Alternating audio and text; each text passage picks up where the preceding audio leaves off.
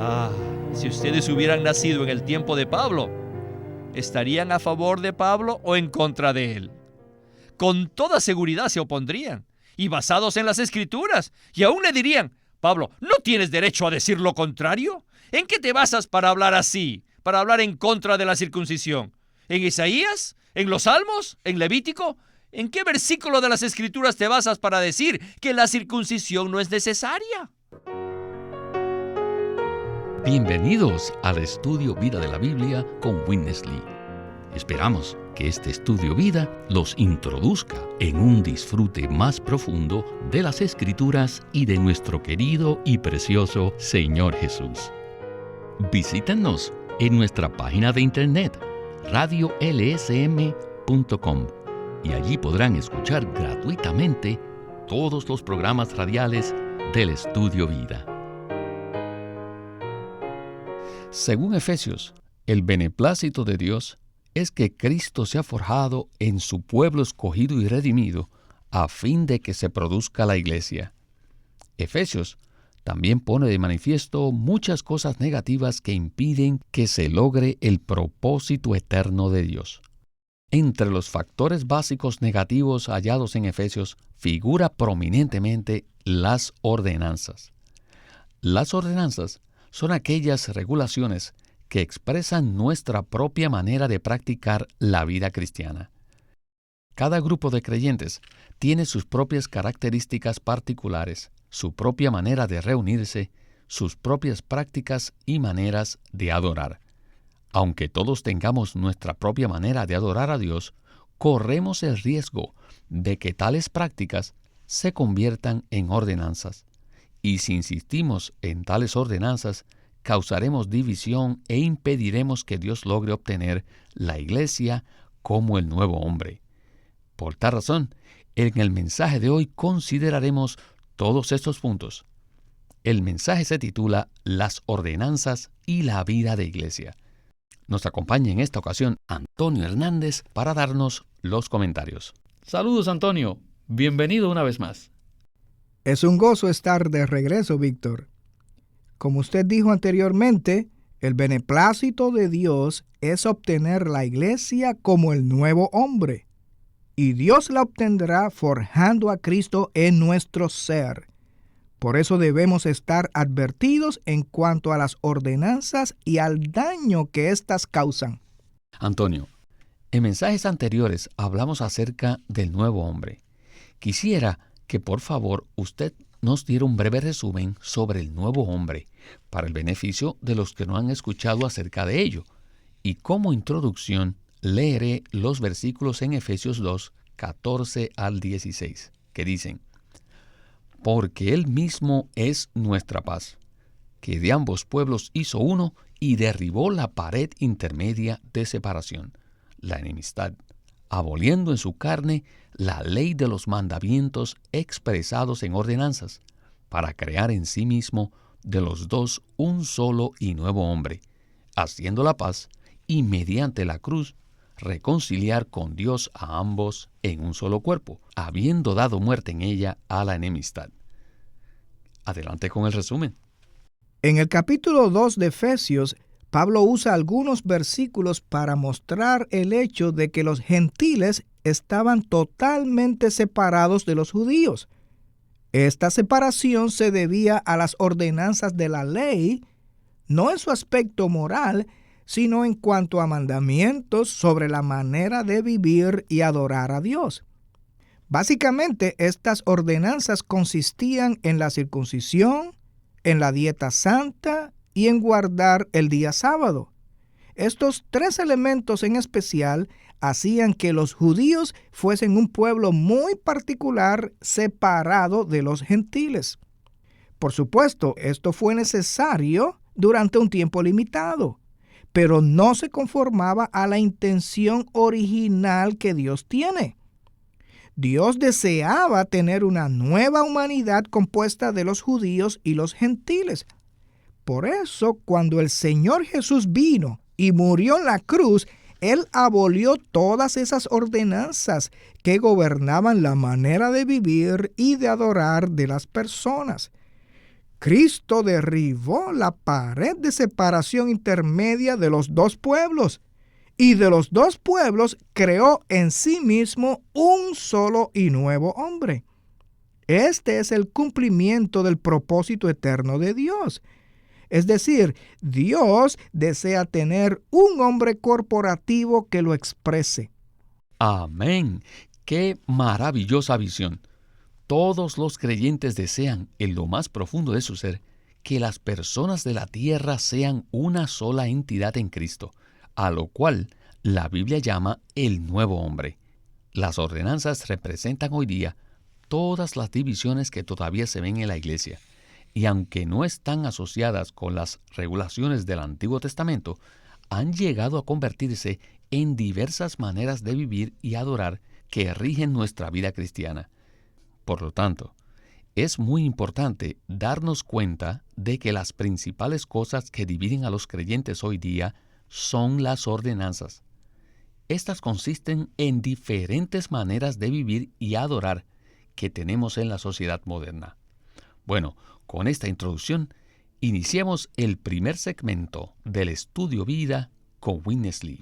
Don't think you understand the matter of ordinances already. No piensen que ya entienden el asunto de las ordenanzas. I'm afraid we still don't understand adequately. Me temo que todavía no lo entendemos adecuadamente. Do you know today what is ¿Saben ustedes cuál es la verdadera fuente de todas las divisiones hoy en día? Les digo, la verdadera fuente ha sido y siguen siendo las ordenanzas. Saben que Dios creó un solo linaje humano, es decir, un solo hombre.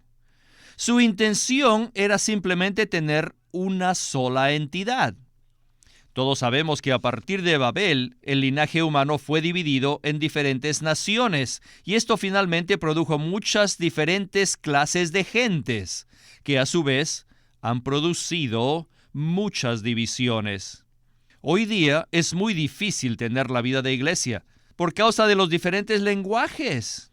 Los diferentes idiomas se pueden considerar como el elemento principal de las ordenanzas. Si pudiéramos vencer los idiomas, por lo menos el 50% de las ordenanzas serían abolidas. Vaya, ¿han notado que en el día de Pentecostés había diferentes personas reunidas en Jerusalén? En aquel día el Señor hizo algo maravilloso. Pedro habló en su lengua, pero todas las personas lo entendieron, a pesar de hablar diferentes idiomas. A partir de ese momento, todos ellos fueron uno, y la iglesia, como el nuevo hombre, llegó a existir en la tierra. La vieja humanidad que Dios había creado para sí mismo se había dividido a causa de las diferencias entre las personas. Pero la iglesia llegó a existir como el nuevo hombre, la nueva humanidad, el nuevo linaje humano. Antonio, estaba considerando cuántos creyentes a través de los siglos han visto la iglesia bajo esta luz. Yo diría que ver la iglesia como el nuevo hombre es una visión que cambia radicalmente nuestra vida. ¿No le parece? Esto nos regresa al propósito original de Dios, en el cual todo el linaje humano es un solo y nuevo hombre. El día de Pentecostés, Dios reunió en Jerusalén a personas de diferentes partes del Imperio Romano, de diferentes razas y diferentes nacionalidades. Y allí Pedro predicó el Evangelio de una manera tan prevaleciente que 3,000 fueron salvos ese día. ¿Qué fue lo que se produjo como consecuencia de esta maravillosa situación? Bueno, se produjo la primera expresión de la iglesia en Jerusalén, que estaba conformada por personas de diferentes lugares, quienes antes habían estado divididos por causa de sus diferentes maneras de vivir, de pensar, adorar y hablar. Ellos recibieron a Cristo por medio de la predicación de Pedro y llegaron a ser un nuevo linaje humano, un nuevo hombre, el cual cumple el propósito original por el cual Dios creó al hombre. Winnesley también dijo que si pudiéramos vencer el problema del idioma, desaparecería la mitad de los problemas relacionados con la división. Por supuesto, los diferentes idiomas surgieron desde el tiempo de Babel y están relacionados con la condición rebelde y pecaminosa del hombre. Ahora, ¿quiere esto decir que desde el principio la división es algo que está asociado con el pecado? Así es. El linaje humano fue dividido en Babel por causa de que el hombre se rebeló en contra de Dios.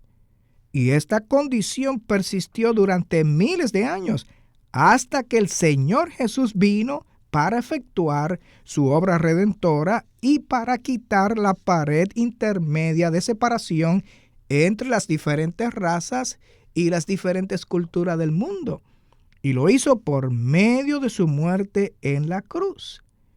Luego, Él se impartió en todos los creyentes para hacerlos una nueva creación, que es el nuevo hombre. Si resolvemos el problema de los idiomas, solucionamos el 50% de la división, pero aún queda otro 50% que está relacionado con las prácticas, o sea, las maneras de vivir y de adorar.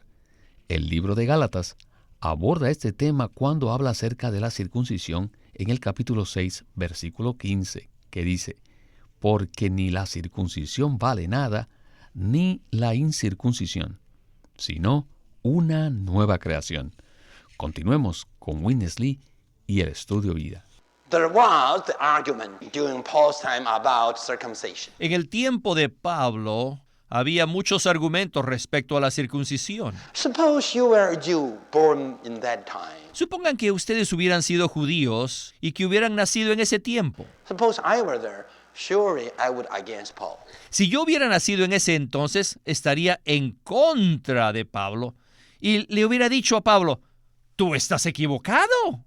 La circuncisión fue revelada muy claramente en el Antiguo Testamento. Pablo, ¿no has leído Génesis 17? Dios le dijo a nuestro padre Abraham que circuncidará a todos sus hijos. ¿Ah? ¿Cómo puedes tú decirnos ahora que no nos circuncidemos y que nos olvidemos de eso? Si ustedes hubieran nacido en el tiempo de Pablo, ¿estarían a favor de Pablo o en contra de él? Con toda seguridad se opondrían, y basados en las Escrituras, y aún le dirían: «Pablo, ¿no tienes derecho a decir lo contrario? ¿En qué te basas para hablar así, para hablar en contra de la circuncisión? ¿En Isaías? ¿En los Salmos? ¿En Levítico? ¿En qué versículo de las Escrituras te basas para decir que la circuncisión no es necesaria?» Entonces Pablo nos habría contestado: «Porque ahora, en Cristo Jesús, ni la circuncisión vale nada, ni la incircuncisión, sino una nueva creación». La circuncisión o la incircuncisión no tienen nada que ver con la economía de Dios. No es nada más que cortar un pedazo de carne de ustedes. Eso no significa que estén en la economía de Dios. Lo que verdaderamente le interesa a Dios en su economía es que ustedes sean la nueva creación en Cristo. ¿Y qué es la nueva creación? Es Cristo forjado en nuestro ser. Todo lo que vale es que Cristo sea impartido en nosotros. En Cristo Jesús, ni la circuncisión vale nada, ni la incircuncisión, sino una nueva creación. Todo esto es un asunto de que Cristo sea impartido en nosotros. Antonio, es contundente que en Gálatas 6:15 Pablo diga: «Porque ni la circuncisión vale nada, ni la incircuncisión, sino una nueva creación». El apóstol Pablo tenía una visión clara respecto a la economía de Dios, al punto de reconocer que cortar un pedazo de carne en la vieja creación no tenía nada que ver con la economía de Dios ni la nueva creación. Es como si Pablo dijera: no es importante la circuncisión ni la incircuncisión, porque ambas son ordenanzas que causan divisiones. Lo que interesa es la nueva creación, la cual es Cristo mismo. ¿Podría usted continuar compartiéndonos acerca de esto? La nueva creación es lo que a Dios le importa, y nosotros le deberíamos dar la misma importancia. Lamentablemente, muchos de nosotros todavía no hemos visto este asunto de la nueva creación, pero Pablo pudo verlo de una manera muy clara. Lo importante para Dios no es si una persona es circuncidada o no, porque esto no tiene nada que ver con su economía o su plan en cuanto a producir una nueva creación. Lo único que le importa a Dios es que Cristo sea impartido en nuestro ser, para que sea nuestro elemento constitutivo y lleguemos a ser la nueva creación. Dios no se ha propuesto embellecer la vieja creación, ni mucho menos reformar el viejo hombre. Lo que Dios se ha propuesto es darle fin al viejo hombre y darle fin a la vieja creación, a fin de impartirse en sus escogidos y hacerlos algo totalmente nuevo. Es decir, el nuevo hombre, la nueva creación. Esto es lo que le interesa a Dios. Aleluya. El hermano Watchman Nee decía que la vieja creación alude a lo que Dios hizo, mientras que la nueva creación se refiere a lo que Dios es. Cuando Dios imparte a sí mismo en nosotros, eso nos hace la nueva creación. Dios logra esto por medio del Espíritu. Cuando Cristo hace su hogar en nuestros corazones, llegamos a ser la nueva creación. Bien, en el último segmento de hoy, consideraremos algunas de las diferentes prácticas que pueden llegar a causar daño o división al convertirse en ordenanzas.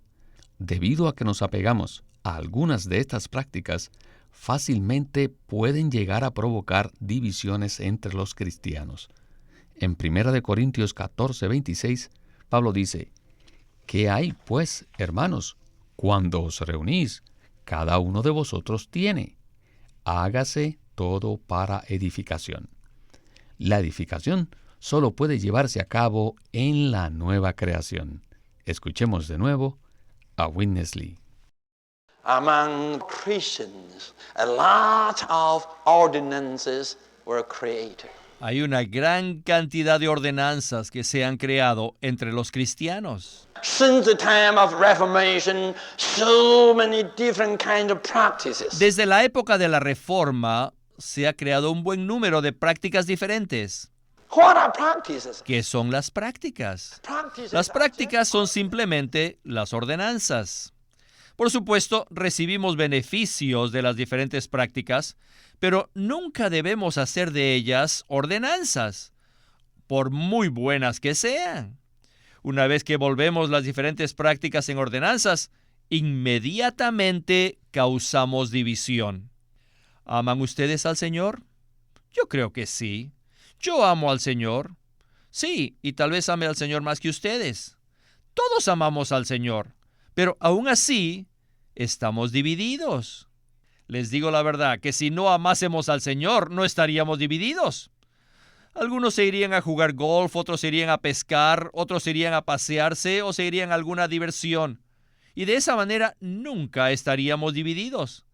Pero una vez que empezamos a amar al Señor, una vez que empezamos a estudiar la Biblia, y amamos la Biblia, inmediatamente cada uno de nosotros recibe una visión distinta.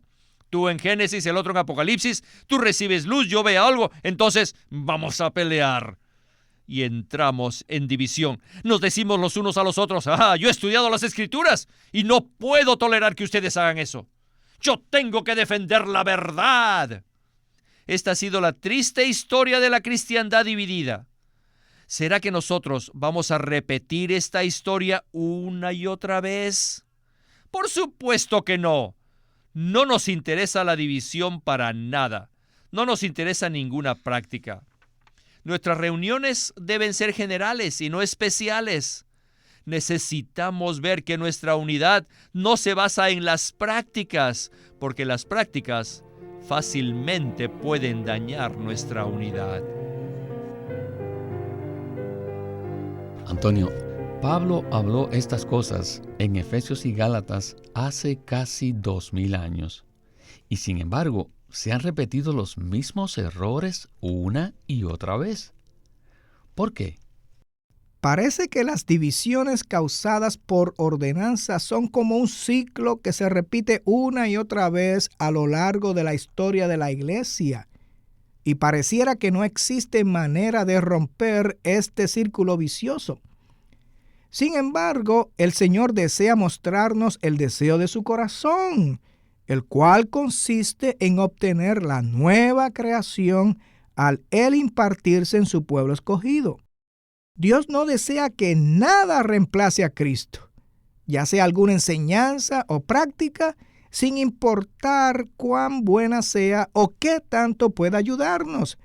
Siempre y cuando hagamos de eso una ordenanza, es decir, una regulación o reglamento en el cual insistimos, eso arruinará nuestra unidad. Nuestra unidad se basa únicamente en Cristo y no en ninguna práctica. Si hacemos de cualquier práctica nuestra unidad, eso producirá división. La economía de Dios será obstaculizada y se disminuirá nuestra experiencia y disfrute de Cristo. Solo debemos preocuparnos por una sola cosa, y esta es llegar a ser una nueva creación, al permitir que Cristo sea impartido en nuestro ser. En el estudio Vida Impreso, Witness Lee da una gran cantidad de ejemplos acerca de las ordenanzas que nos dividen hoy día. Los que conocimos al hermano Lee en su vivir cotidiano, en la vida de iglesia, nunca lo escuchamos practicando hablar en lenguas, aunque sí lo practicó décadas atrás. No obstante, sí lo escuchamos orando leyendo la palabra, lo cual es una práctica que nos ha traído mucho beneficio. Con todo y eso, en cuanto a las prácticas, él era una persona muy tolerante y amplia con los creyentes. Si alguien venía a una reunión y hablaba en lenguas, él no lo detenía, no se oponía, ni tampoco lo corregía. De igual manera, él siempre nos exhortaba a que no impusiéramos a nadie nuestras prácticas, tales como orar, leer o invocar el nombre del Señor. Las prácticas bíblicas son válidas, nos han ayudado mucho, las atesoramos y estamos muy agradecidos con el Señor por ellas, pero pueden llegar a convertirse en un factor de división si hacemos énfasis en ella o si insistimos en que otros las practiquen. ¿No es así? Es cierto. El hermano Lee nos introdujo en una cantidad de prácticas que han sido muy útiles, pero nunca hizo de estas prácticas ordenanzas que nosotros debíamos cumplir. Por el contrario, él siempre fue un hermano muy amplio y tolerante en cuanto a las diferentes prácticas cristianas, con el fin de recibir a todo creyente de Cristo. Y esto conforme a Romanos 14. Nosotros necesitamos seguir este modelo basados en la visión de que las prácticas, a pesar de ser muy útiles, no son tan importantes como la nueva creación. Antes de concluir, quisiera repetir de nuevo el versículo en Gálatas 6:15. Dice, porque ni la circuncisión vale nada, ni la incircuncisión, sino una nueva creación. Nuestra unidad no consiste en prácticas. Nuestra unidad está en Cristo, el cual lo es todo para nosotros. Insistir en ciertas prácticas daña nuestra unidad, así que debemos darle libertad a los hermanos y no imponerles ninguna práctica. Así guardaremos la unidad del cuerpo de Cristo. Muchísimas gracias, Antonio, por haber estado con nosotros en esta ocasión. Oh Señor, que seamos uno.